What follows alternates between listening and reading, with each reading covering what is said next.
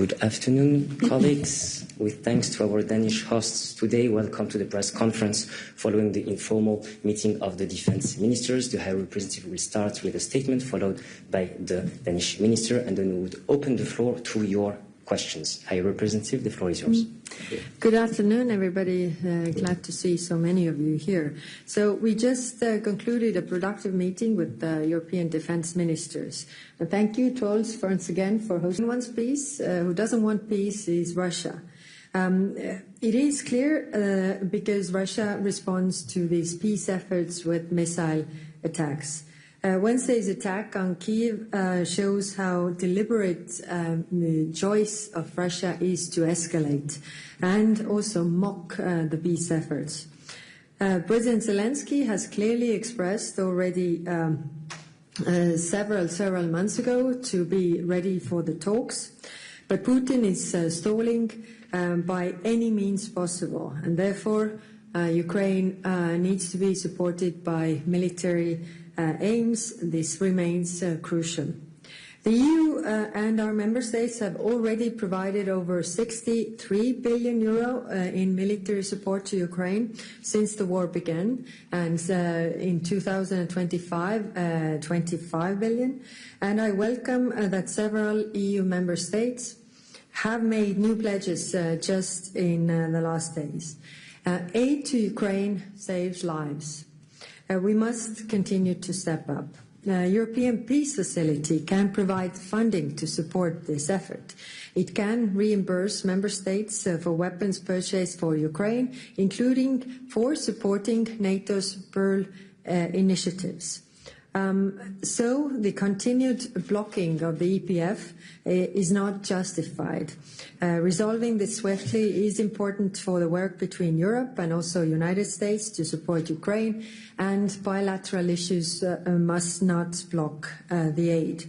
Today, ministers also discussed the European role in security guarantees, the European Union role. And it is clear that Europe will fully play its part. I welcome that there is a broad support today to expand our EUMAM military mission mandate to provide training and advice inside Ukraine after any truce. We are the largest provider of training to Ukraine's military. We have trained over 80,000 soldiers so far, and we must be ready to do more.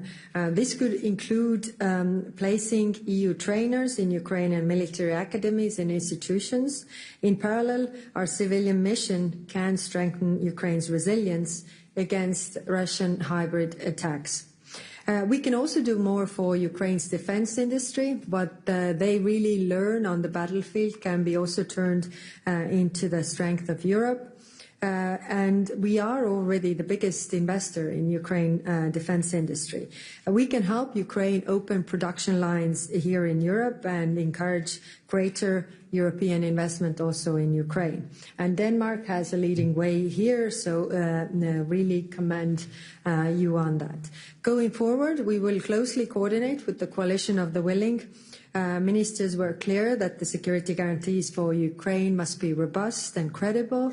2022 must not be allowed to repeat. And then European own defense. At the June European Council, leaders agreed to increase defense spending and invest better together. EU member states identified 9 priority areas, such as air and missile defense, drones, ammunition. And today, ministers discussed ways to close the most urgent capability gaps, and mostly to do it jointly, to do it together, and to be more effective. We are identifying lead nations for each area by October European Council, alongside with the roadmap for defense with clear objectives and milestones. Europe is spending record sums on defense, but cash matters, but only if it delivers real capabilities and only if we do it together. And finally, on European Union missions, military missions and operations, over 5,000 European personnel serve worldwide today. They maintain security and safety in the Balkans, protect shipping in the Red Sea, and also combat piracy in the Indian Ocean. These missions are vital to global security, and today ministers discussed the ways to ensure these missions better support European Union geopolitical interest, where we can have most effect, where we can't, how we should make those operations really work together with the partner countries to address their needs, so that we are able to review the mandates if necessary, and also to review the impact for the times to come. So many important topics, and it was really a good discussion. So thank you, and I'm ready to take your questions afterwards. Thank you so much, Kaja, and also good afternoon and welcome to Copenhagen. This is indeed an important time for Europe's security, and we have also discussed this during our meeting today. A central topic for today's meeting was the EU's military support to Ukraine. The task is very clear. Ukraine needs more military support, and they need it right now. We do not have time on our side, and the costs, if we are not acting now, will be much more substantial in the longer term. We simply don't have a choice. I also used the opportunity today to give some remarks about the Danish model, and the Danish model has been, I would say, great success. Last year, we were able to spend about 600 million euros through the Danish model to invest directly in defence companies in Ukraine. And my expectations would be that this year we will be able to invest about 1.4 billion euros directly into defence companies in Ukraine.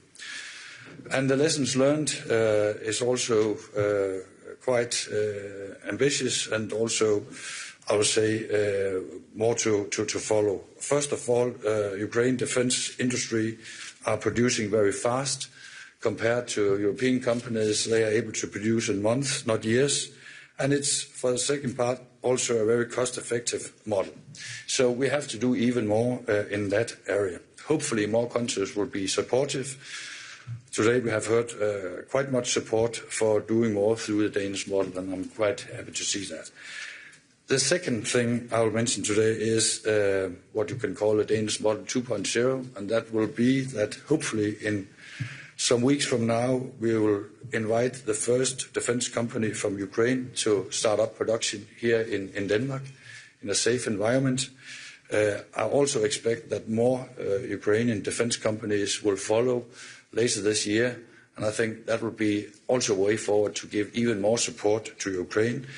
And it is also a discussion we've had, and I went to Kiev Sunday, and at that event I had the possibility to talk to both President Zelensky and also the new Minister of Defence, Danish Smihal, about the future for inviting defence companies from Ukraine to start up production here in Denmark, and they are very much supportive in that context. Thank you.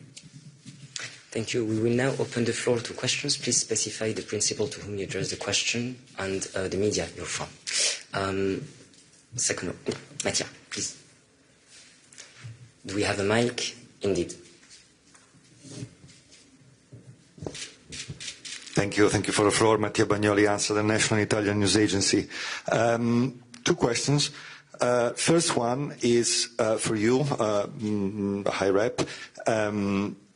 We have just received information that Israelis are declaring Gaza a combat zone and suspending all the pauses, humanitarian pauses agreed so far. I would like you to give us a reaction because it may impact the discussions tomorrow. And secondly, this is for both of you. When you say that the EPF can also be used to deter initiatives, so priority purchases for US man-made arms for Ukraine, do you hope that this is going to spin the story in a way that perhaps a certain member state will finally deblock something that has been blocking for ages now? Thank you. Thank you. I must say that we had the meetings all day without the phones, so I actually received this information also just seconds ago before coming here. So I'm not ready to comment on this. It's certainly not making things any easier or better, but I will also look into this, so be smarter regarding this tomorrow. Now, when it comes to the Pearl Initiative, then it is true that in the EPF we have 6.6 billion euros blocked. And we have offered to our Hungarian colleagues different ways out. I mean, opt out like they have in NATO. Also, I mean, different possibilities that are not part of the lethal aid or anything of a sort, but it hasn't been, we haven't been effective so far. Now we have the Pearl Initiative, which means that, buying weapons from America, if we could unblock this 6.6 billion, as also our different colleagues are very, very often, also Hungarian colleagues, referring to President Trump's efforts, this is exactly what is it for. So if we could unblock by this, and the 6.6 billion could be used in the Pearl Initiative, then it could definitely make a difference. And all the countries today were raising this issue of unblocking. It is, you don't have to be part of it, but let others then do it. I fully agree, so I don't have any comments. Perfect. Let's move to the next question. We have the gentleman on the front row. Yes, you had raised your hand. I'm Anders Lomholt from TV2 Denmark. And Kaja Kallas, I have a question because I've been looking at something called the Baltic Defence Line, a huge project being made in the Baltic countries, defending them against a possible Russian aggression. They are cash-strapped. They are looking for extra funding. They're asking EU for support and funding. Will they get that? There are several points here. First, what we discussed today is also the joint projects and where member states can come in, because the Baltic countries, also border countries, were raising that they are sort of the gatekeepers of Russia, and that's why it is in everybody's interest to invest in that. Now we have also the European budget. Commission has proposed this project, but this will be under discussions first in the Council, but at the same time in the European Parliament. So yes, there should be more funding, as it is definitely a gatekeeping to keep Russia away, but eventually it is